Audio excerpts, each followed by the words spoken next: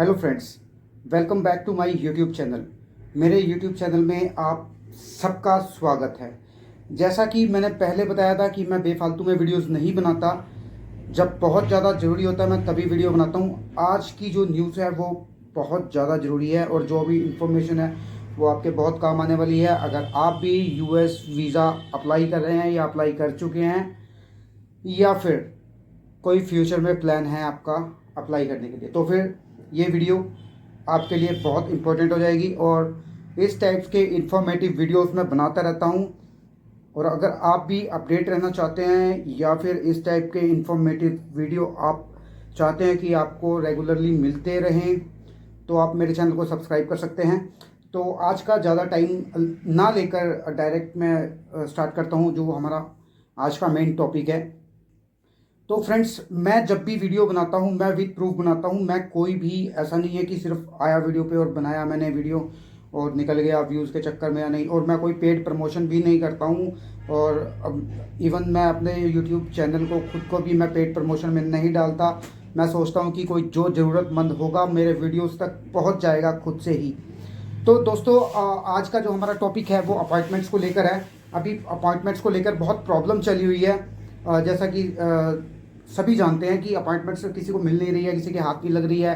और ऐसा नहीं है कि अपॉइंटमेंट्स नहीं निकल रही हैं, अपॉइंटमेंट्स आ भी रही हैं, निकल भी रही हैं, तो वो टिक नहीं हो पा रही हैं, उठ नहीं रही हैं वो अपॉइंटमेंट्स, उनको उठा नहीं पा रहे हैं और आप लोग बहुत परेशान हो रहे हैं। और जो अगर हम बात करें कि वीज़ा का जो ये इंटरव्यू और वेट टाइम है वो बहुत ज़्यादा शो कर रहा है। वो भी मैं आपको स्क्रीनशॉट्स में आपको मैं बताऊंगा कि जो है वो कितना वेटिंग पीरियड चल रहा है। जैसे आप देख सकते हैं कि ये दिल्ली शो कर रहा है फ़िलहाल। ये डेट 21 अप्रैल 2024 को ये चेक किया है और ये 21 तारीख का ही है, अप्रैल 21 2024 का। तो ये आप दिल्ली का देख सकते हैं और ये मुंबई का है, ये चेन्नई का है, ये कोलकाता का है, ये हैदराबाद का है। तो आई होप गाइज आपने देख लिया होगा कि इसमें एफ जो कैटेगरी का वीज़ा उसके लिए भी कितना ज़्यादा टाइम शो कर रहा है। इवन जो आपका B1 B2 कैटेगरी का जो आपका स्लॉट है ये उससे भी ज़्यादा टाइम शो कर रहा है। और सबसे ज़्यादा जो टाइम लेता था प्रोसेस वो B1 B2 ही लेता था। लेकिन अभी आप देख सकते हैं कि जो F कैटेगरी के लिए लोग ट्राई कर रहे हैं अपॉइंटमेंट के लिए, उनका कितना ज़्यादा वेटिंग पीरियड शो कर रहा है। ऐसा नहीं है कि जो आपको ये वेटिंग पीरियड ये जो शो हो रहा है वो इतना ही होगा। आप अपॉइंटमेंट उठा भी सकते हैं, क्योंकि देखो कुछ लोग ऐसे होते हैं कि जिनको स्लॉट नहीं चाहिए होता, या फिर जिनका प्रोग्राम कैंसिल हो जाता है, या फिर कोई और प्रॉब्लम आ जाती है जिसकी वजह से उनको स्लॉट अपना कैंसिल करना पड़ जाता है। जब वो स्लॉट कैंसिल करते हैं तो वो स्लॉट दिखना स्टार्ट हो जाता है। आप वो स्लॉट उठा सकते हैं, कैंसिल किए हुए स्लॉट आसानी से मिल जाते हैं, लेकिन उसके लिए हार्ड वर्क बहुत लगता है। आपको सही टाइम पर सही जगह होना बहुत ज़्यादा ज़रूरी है अगर आप इस टाइप का स्लॉट उठाना चाहते हैं। तो फ्रेंड्स, मैं यही बोलूँगा आप सबको कि आप लोगों की बातों में मत आए। आप खुद से भी मेहनत कर सकते हैं, लेकिन अगर आप खुद से नहीं मेहनत कर सकते तो आप ये चाहेंगे कि हाँ कोई ऐसा बंदा हो जो अब मेरा ये काम कर दे रिजनेबल प्राइस में, और आप सस्ते के चक्कर में या आप किसी टेलीग्राम के ग्रुप के चक्कर में या आप किसी फेसबुक ग्रुप के चक्कर में, अगर आप पढ़ते हैं किसी ग्रुप में पढ़ते हैं और व्हाट्सएप ग्रुप हो गया और वहाँ पर आपको कोई बोलता है कि हम लोग अपॉइंटमेंट उठा के दे देंगे, पैसे अपॉइंटमेंट के बाद में लेंगे, या इस टाइप से अगर आपको कुछ भी मिलता है, अगर आपको ट्रस्ट है उस पर, बंदे आप पर्सनली उसको जानते हो तो आप उसके साथ जा सकते हो, उनको बोल सकते हो कि आप बुक कर दीजिए। अदरवाइज अगर आप उनको नहीं जानते हैं तो ये स्कैम कर रहे हैं लोग। बहुत सारे लोग हैं जो ऐसा इस टाइप का स्कैम करते हैं। और वो क्या करते हैं उसके बाद में, वो आपकी आईडी को क्या करेंगे कि आईडी आपकी जो 3 सिक्योरिटी क्वेश्चन होंगे वो चेंज कर देंगे, और उसमें से बहुत सारी इन्फॉर्मेशन है जो मिसयूज़ करते हैं वो। तो आप उनके चक्करों में मत पड़िए, क्योंकि फिर वो आपको डिमांड करेंगे कि हमें इतने पैसे दो, हम आपकी आईडी तब आपको रिटर्न करेंगे, या फिर वो आपको बोलेंगे कि आप हमें इतने पैसे, अगर आपने उनको 5-10 हज़ार रुपये 15,000 रुपये दे भी दिए, उसके बाद भी उनका तो काम ही ठगी मारना है, वो तो ठगी ही मारेंगे। अगर आप उनको 5-10 हज़ार देके ये सोचते हैं कि आपकी जान छूट जाएगी, तब भी आपकी जान नहीं छूटनी है, क्योंकि वो और ज़्यादा पैसों की डिमांड करता रहेगा। और आपने ध्यान रखना है कि आप जो भी जिस भी पर्सन से आप ये काम करा रहे हैं वो जेन्युइन हो।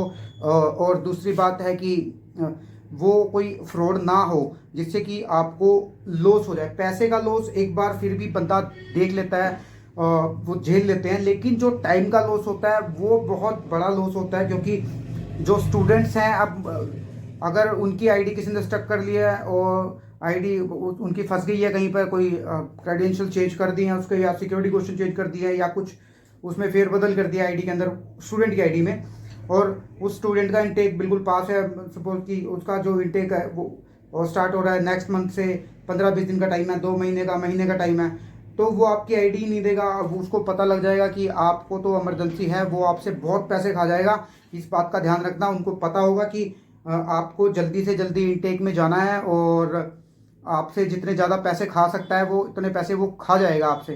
तो दोस्तों, ये तो रही एक मेरी तरफ से सलाह। आप सबको मानना ना मानना सब आपके ऊपर है, लेकिन मैं आपको यही बोलूँगा कि अगर आपकी जान पहचान में है बंदा कोई, तो आप करवा सकते हैं। अदरवाइज़ किसी टेलीग्राम ग्रुप, फेसबुक ग्रुप या व्हाट्सएप ग्रुप, इस टाइप के ग्रुप्स के चक्करों में आप मत पड़िए। जिनको आप नहीं जानते, आप उनको बिल्कुल भी मत अपनी आईडी शेयर कीजिए। उनको कुछ भी डाटा देने की ज़रूरत नहीं है आपको।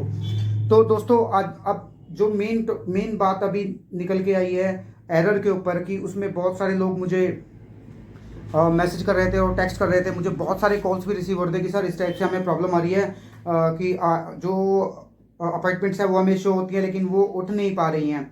तो मैं एक वीडियो लेके आया हूँ, तो आप पहले ये वीडियो देखिए जो मैंने अभी आज ही वीडियो मैंने बनाया है ये। और आज जो जिस तारीख में बनाया वो तारीख है आज 22 अप्रैल 2024, अप्रैल 22 2024, इस तारीख को मैंने ये वीडियो रिकॉर्ड किया है। आप पहले ये वीडियो देखिए और आप इसमें देखेंगे कि सच में ये प्रॉब्लम है, एग्जिस्ट करती है ये प्रॉब्लम, और बहुत सारी लोगों को भी ये प्रॉब्लम आ रही होगी। तो मैं ये बताऊंगा भी कि ये प्रॉब्लम आपको क्यों आ रही है, तो इस प्रॉब्लम का सॉल्यूशन भी मैं आपको बताऊंगा कि सॉल्यूशन क्या है इसका, और ये प्रॉब्लम है भी या नहीं भी। तो पहले आप ये वीडियो देखिए ध्यान से। ये देखो, अभी फ़िलहाल OFC बुक है इस आईडी के लिए, और जैसा कि आप देख रहे हैं काउंसलर पोस्ट के लिए कोलकाता पे एक डेट पड़ी है अभी, और ये है 3 जून की। अब हम इसको सिलेक्ट कर रहे हैं। अब ये देखो,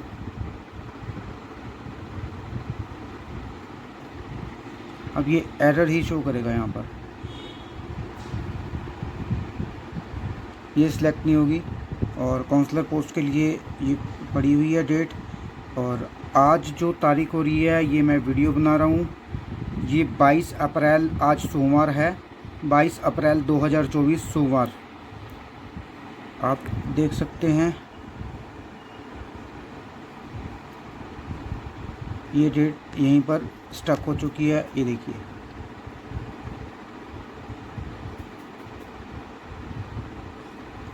ये एरर अब हमें इस टाइप का आ रहा है।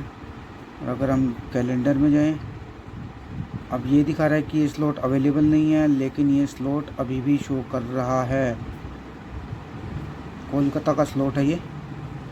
जैसे यहाँ पर कोई स्लॉट नहीं है, यहाँ पर कोई स्लॉट नहीं है, चेन्नई का कोई स्लॉट नहीं है, हैदराबाद का कोई स्लॉट नहीं है, लेकिन कोलकाता में अब ये गायब हुआ है। ये इस टाइप से बहुत प्रॉब्लम आ रही है, और स्लॉट के टाइम पे स्लॉट हाथ ही नहीं आएगा ऐसे, क्योंकि ये एक एरर ही लगा सकते हैं आप इसको। अब अगर हम वीज़ा एप्लीकेशन होम पर जाएं और रीशेड्यूल अपॉइंटमेंट्स पे जाते हैं,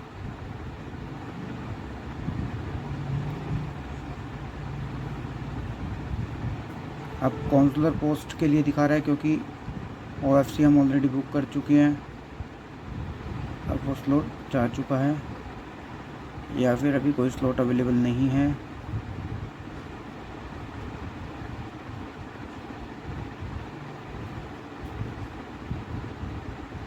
तो फ्रेंड्स इस टाइप के भी बहुत सारे एरर्स आप देख सकते हैं। और अगर आपको किसी तरीके की हेल्प की ज़रूरत हो तो आप मेरे व्हाट्सएप नंबर पर मुझे कांटेक्ट भी कर सकते हैं।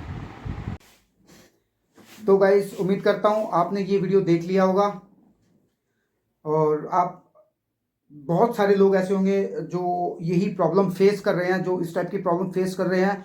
ये बहुत सारे लोगों को ये प्रॉब्लम आई हुई है। अब मैं आपको बताऊंगा ये प्रॉब्लम है भी है या नहीं प्रॉब्लम है। एक्चुअली इसमें क्या, देखो इसमें क्या प्रॉब्लम है। इसमें प्रॉब्लम ये है कि आप सबसे पहले OFC पिक करने के लिए गए, आपने सपोज कीजिए कि जो काउंसलर अपॉइंटमेंट है वो 2 या 3 ही अवेलेबल हैं आपकी कैटेगरी से, और जो OFC हैं वो बहुत सारे अवेलेबल हैं फिलहाल। तो उसमें क्या होगा कि आपने OFC पिक किया, उसके बाद जब आप काउंसलर अपॉइंटमेंट पे जाएंगे तो वो 2-3 बची हुई हैं। अगर उन अपॉइंटमेंट्स पर आपसे पहले कोई और पहुंच गया, यानी आपने प्रोसेस स्टार्ट किया OFC बुक करने का और आपसे पहले कोई और प्रोसेस स्टार्ट कर चुका है बुक करने का, और तब दोनों ने एक OFC बुक कर लिया है एक ही डेट का, और फ़र्क सिर्फ इतना है कि वो OFC आपसे पहले बुक कर चुका है, आपने उसके बाद में OFC बुक किया है। उसके बाद जब आप काउंसलर पेज पर पहुंच जाएंगे तो उससे पहले वो बंदा वो स्लॉट उठा के निकल जाएगा, फिर वो स्लॉट आपको शो करता रहेगा, लेकिन आप उसको उठाने की कोशिश करेंगे वो स्लॉट नहीं उठेगा। उसका कारण यही है और कोई कारण नहीं है, क्योंकि वो स्लॉट ऑलरेडी बुक हो चुका होता है, तभी करके वो स्लॉट नहीं उठता है। फिर आपकी आईडी स्टक हो जाती है काउंसलर पेज पर ही। उसके बाद ही ट्विस्ट आता है, फिर आईडी वहीं फंसी रहती है, फिर समझ नहीं आता क्या करें क्या ना करें। तो उसके लिए बहुत सारे मेथड हैं जो यूज़ करने पड़ते हैं, तभी इस टाइप की सिचुएशन से बाहर निकला जा सकता है। तो अगर मैं वो भी एक्सप्लेन करने लगूंगा तो वो कुछ टेक्निकल बातें हो जाएंगी, वो वीडियो बहुत ज़्यादा लंबा चला जाएगा।